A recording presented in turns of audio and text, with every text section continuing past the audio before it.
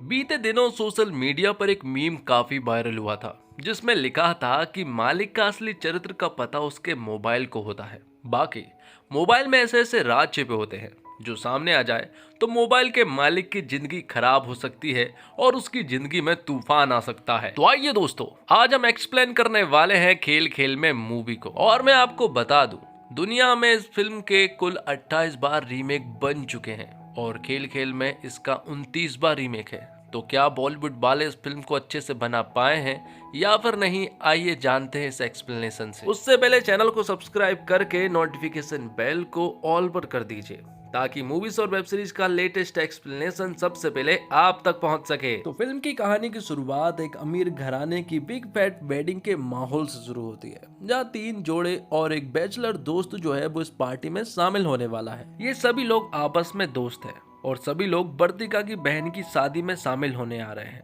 ऋषभ मलिक एक टीनेज बेटी का पिता है जो कि अक्षय कुमार है। उभरती लेखिका वर्तिका मतलब कि बानी कपूर इस जाने माने प्लास्टिक सर्जन की दूसरी पत्नी है। और यहाँ में मालूम चलता है कि इस प्लास्टिक सर्जन मतलब कि ऋषभ का कैरेक्टर जो है वो थोड़ा ढीला है, लड़कियों को वो थोड़ी गंदी नजरों से देखा करता है। तो वहीं ऋषभ की जो बेटी है वो अभी तक वर्तिका को माँ के रूप में एक्सेप्ट नहीं कर पा रही है, इसलिए वो अपने पिता के ही सबसे ज्यादा क्लोज रहती है। वर्तिका एक लेखक है और उसने कई सारे बुक भी लिखी हुई हैं, लेकिन ऋषभ ने उनमें से कोई भी बुक नहीं पढ़ी है। अब आगे हमें दूसरा जोड़ा दिखाया जाता है जो कि एक पंजाबी जोड़ा है जिसमें हरप्रीत और हैप्पी है। और हरप्रीत और हैप्पी की शादी जो है वो थोड़ी बेमेल है। गांव शहर कूल अनुकूल और अंग्रेजी पंजाब की कॉन्फ्लिक्ट से गुजर रहे इस कपल पर बच्चा पैदा करने का बड़ा प्रेशर है। वो लोग 6 साल से ट्राई कर रहे हैं लेकिन अभी तक इन कपल को बच्चा नहीं हुआ है। अब आखिरी तीसरा कपल दिखाया जाता है जिनका नाम है समर और नैना। नैना के पिताजी बड़े बिजनेसमैन हैं और समर के बॉस भी है। वो लगातार ये प्रूव करने की कोशिश कर रहा है कि वो बहुत मेहनत करता है और वो दामाद होने के नाते ही नहीं बल्कि अच्छा काम करने की वजह से ऊपर पहुंचा है। तो इन कपल्स में दोस्ती है और ये एक शादी में शामिल होने पहुंचे हैं। इनका एक और दोस्त भी है जिसका नाम कबीर है जो कि तलाकशुदा है और अपनी गर्लफ्रेंड के साथ यहाँ पर आने वाला था लेकिन अकेला ही पहुंचता है। तो अब सभी लोग उस शादी में पहुंच जाते हैं। अब क्योंकि बड़े सालों के बाद मिले थे इसलिए सभी लोग अपने बारे में बताने लगते हैं और हालचाल पूछने लगते हैं। सभी लोग अपने अपने काम के बारे में बताते हैं लेकिन यहाँ पर वो लोग हो रहे थे बोर, इसलिए ऋषभ जो है वो इन सभी को अपने कमरे में ले जाता है जहाँ पर कि सभी लोग मिलकर शराब वगैरह पीने लगते हैं। और तभी बातों ही बातों में जिक्र चलता है कि मर्द कैसे अपनी और अपने दोस्तों के सारे सीक्रेट छुपा कर रखते हैं। तो महिलाएं जो है वो इस बात से एग्री थी लेकिन मर्द इस बात से पूरी तरह से डिसएग्री थे। और यहीं से इस गेम का आरंभ होता है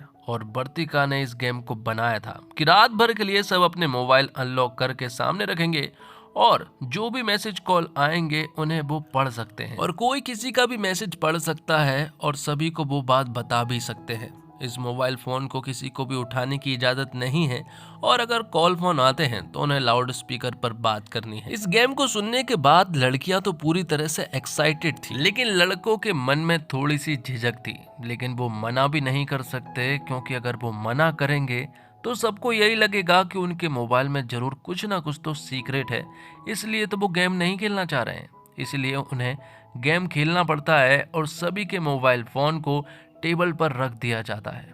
यहाँ पर समर जो है वो ऋषभ के पास आता है और कहता है कि अपनी वाइफ से कहो कि वो इस गेम को बंद कराए। ऋषभ कहता है कि तेरी वाइफ तेरी तो सुनती नहीं है तो फिर मेरी वाइफ मेरी क्यों सुनेगी। और उन दोनों की बातों से हमें मालूम चलता है कि कुछ समय पहले समर का एक कार का एक्सीडेंट हुआ था जिस वजह से सामने वाली कार को टक्कर मारने की वजह से वो इंसान मारा गया था। इसी वजह से उसका लाइसेंस जो है वो छिन चुका है, लेकिन इसमें समर की गलती नहीं थी। यही बात ऋषभ उसे बता रहा होता है और तभी पहले मोबाइल की घंटी बजती है और वो मोबाइल फोन था समर का। दरअसल में उसके पास एक मैसेज आया था जो कि अननोन नंबर से था और इसमें लिखा था कि बेबी तुम कब आओगे, रोमांस को किए हुए बहुत टाइम हो गया है। और ये सुनने के बाद तो सभी लोग हैरान रह चुके थे कि घंटी बजी पहली और पहली बॉल पर ही पहला विकेट भी। लेकिन समर नैना को बताने की कोशिश करता है कि इस लड़की को वो नहीं पहचानता है, ये तो कोई अननोन नंबर है और इससे पहले कभी उसकी बात भी नहीं हुई है। तो ऋषभ कहता है कि उनके पास सॉल्यूशन है, तुम उसके पास कॉल कर सकते हो।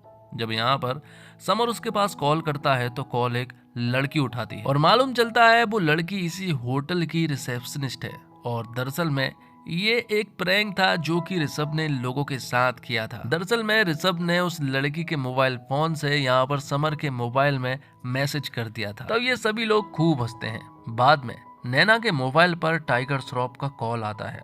सभी लोग हैरान थे कि आखिर ये लड़का कौन है। तभी नैना बताती है कि ये उसका जिम का ट्रेनर है, मतलब कि ये ज्यादा कैजुअल नहीं था। जब नैना उससे लाउड स्पीकर पर बात करती है तो कुछ उल्टा सीधा नहीं हुआ था, बिल्कुल नॉर्मल बात थी, मतलब कि नैना यहाँ पर बच गई थी। थोड़ी देर के बाद हैप्पी का मोबाइल बजता है और यहाँ उसका कॉल था उसकी एक दोस्त का। दरअसल में ये दोनों दोस्त मिलकर रात को सभी लोगों की गॉसिप किया करती है और हैप्पी और उसकी दोस्त मिलकर सभी लोगों की जमकर बुराइयां भी करती है। तो यहाँ पर हैप्पी की पोल खुल जाती है क्योंकि उसने अपने सारे दोस्तों के बारे में उल्टी सीधी बातें जो है वो अपनी फ्रेंड को बता कर रखी है। थोड़ी देर के बाद ही कबीर के पास उसके बड़े भाई का कॉल आता है। उन दोनों की बात करने के दौरान मालूम चलता है कि कबीर जो है वो स्कूल में क्रिकेट का कोच था, लेकिन अब उसे जॉब से बाहर निकाल दिया गया है। यहाँ तक तो सब कुछ ठीक था, लेकिन हरप्रीत को अभी भी टेंशन हो रही है, इसलिए वो जो है कबीर के पास जाता है।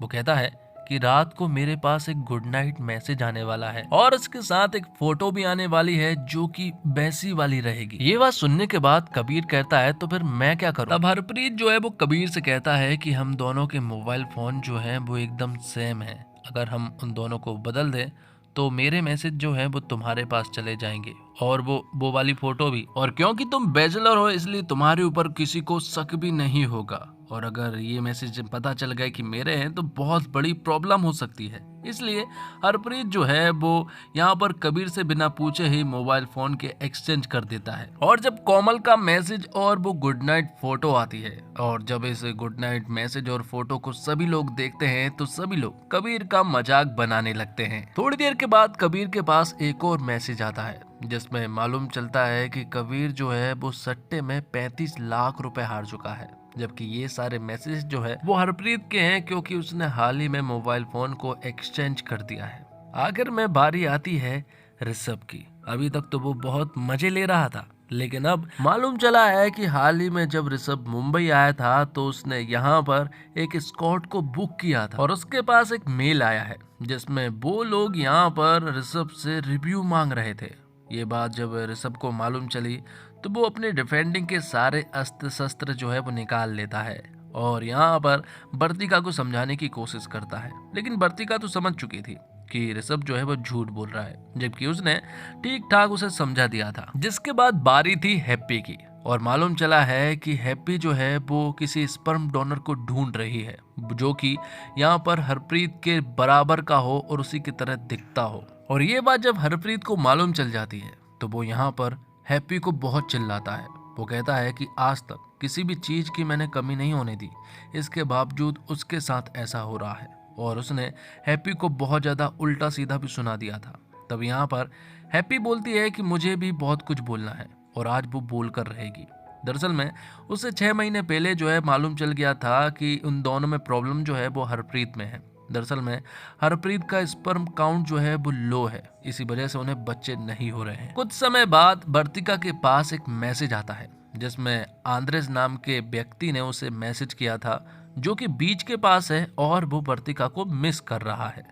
तो यहाँ पर वर्तिका बताती है कि वो कोई यंग लड़का नहीं है, बल्कि वो 60 साल का एक बूढ़ा है जो कि एक बारटेंडर है और वो बस उसका एक दोस्त है, बाकी कुछ और नहीं। और हरप्रीत के मोबाइल में एक वॉइस नोट आता है जो कि कबीर का होता है और मालूम चला है कि यहाँ पर हरप्रीत जो है वो गे है और वो उसे कोई लड़का जो है वो प्रपोज कर रहा है और अपनी असलियत के बारे में बताने को कह रहा है, जबकि ये सारी चीजें तो कबीर की होती है।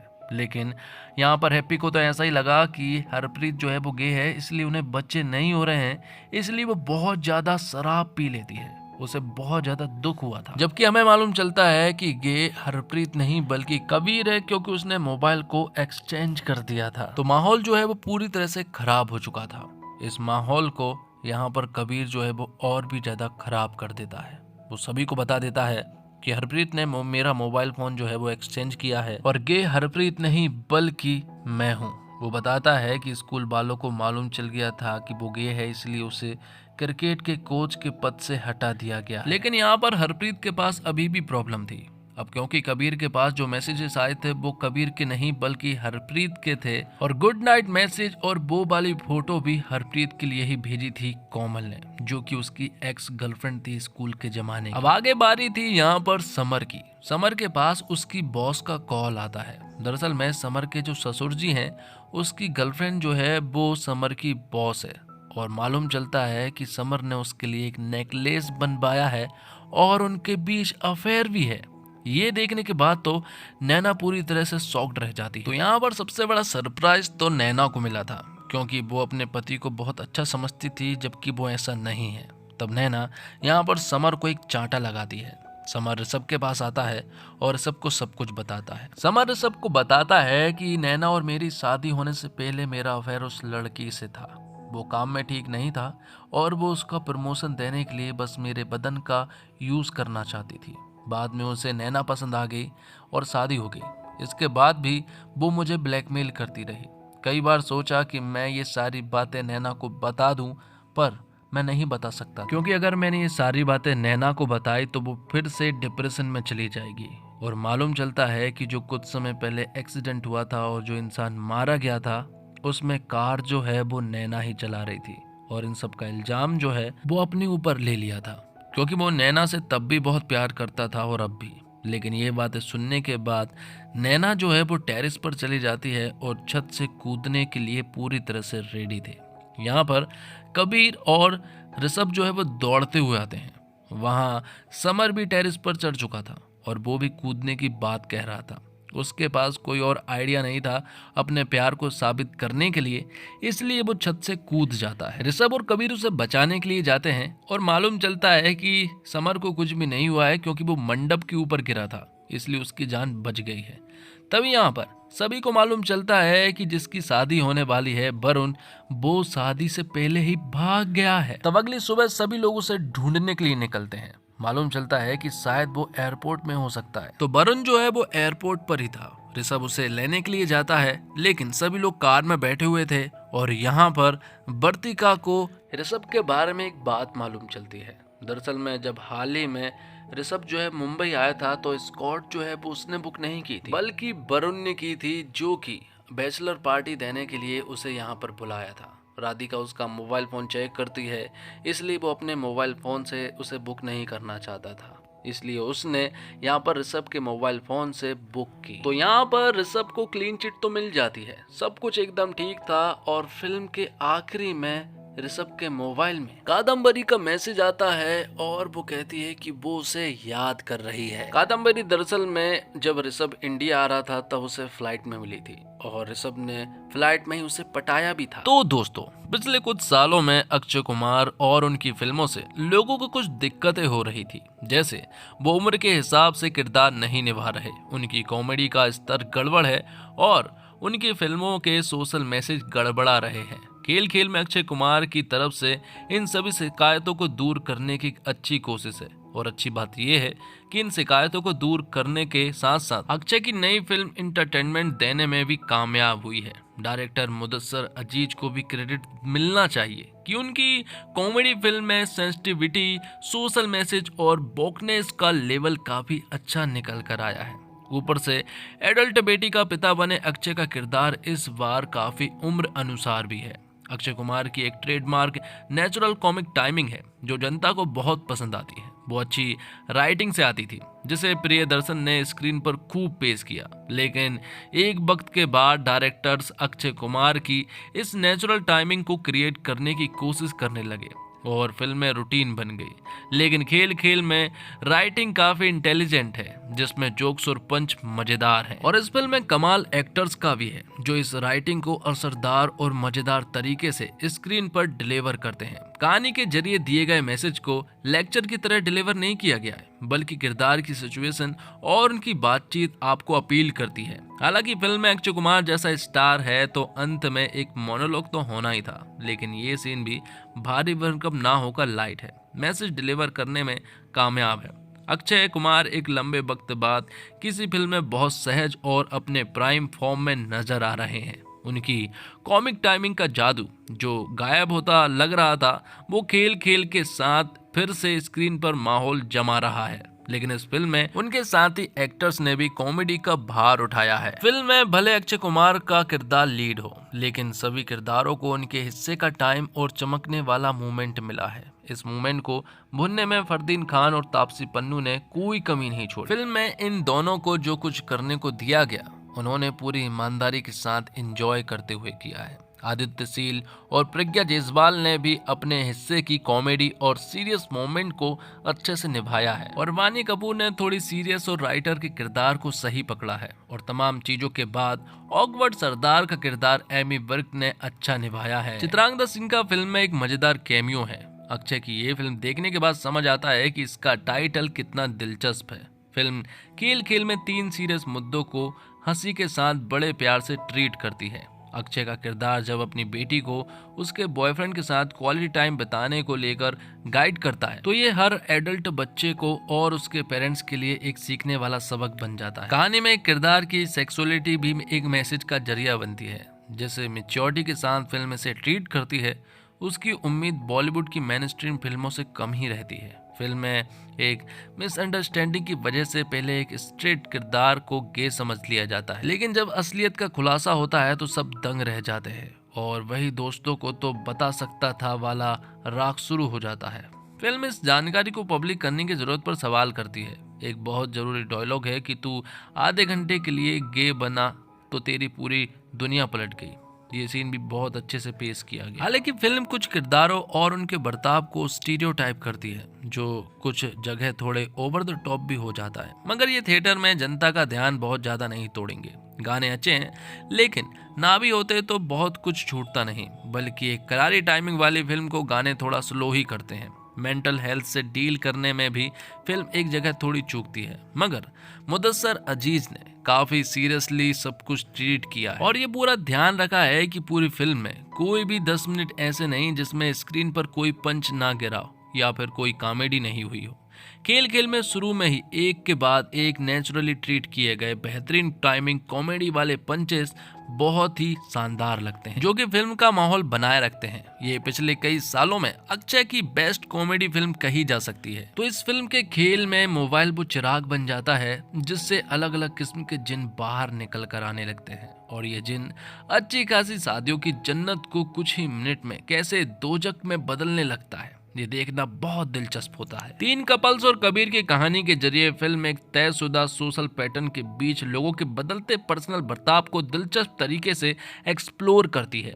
ऐसे टॉपिक पहले भी फिल्मों में खूब उठते रहे, लेकिन खेल खेल में खासियत ये है कि इन टॉपिक्स पर फिल्म की राय बहुत सुलझी हुई है और कूल है, बेवजह की कोई उलझन नहीं है। इसी के साथ ये वीडियो यहीं पर खत्म होता है। तो दोस्तों, उम्मीद करता हूँ आपको वीडियो पसंद आई होगी। वीडियो अगर अच्छा लगा हो तो वीडियो को लाइक करके, चैनल को सब्सक्राइब करके, नोटिफिकेशन बेल को ऑल पर कर दीजिए, ताकि आपको इसी तरह के लेटेस्ट और फ्रेश एक्सप्लेनेशन मिलते रहें। मिलते हैं एक और कमाल की वीडियो के साथ, तब तक के लिए आप हमारे चैनल के साथ बने रहिए। धन्यवाद। जय हिंद, जय भारत, जय श्री राम।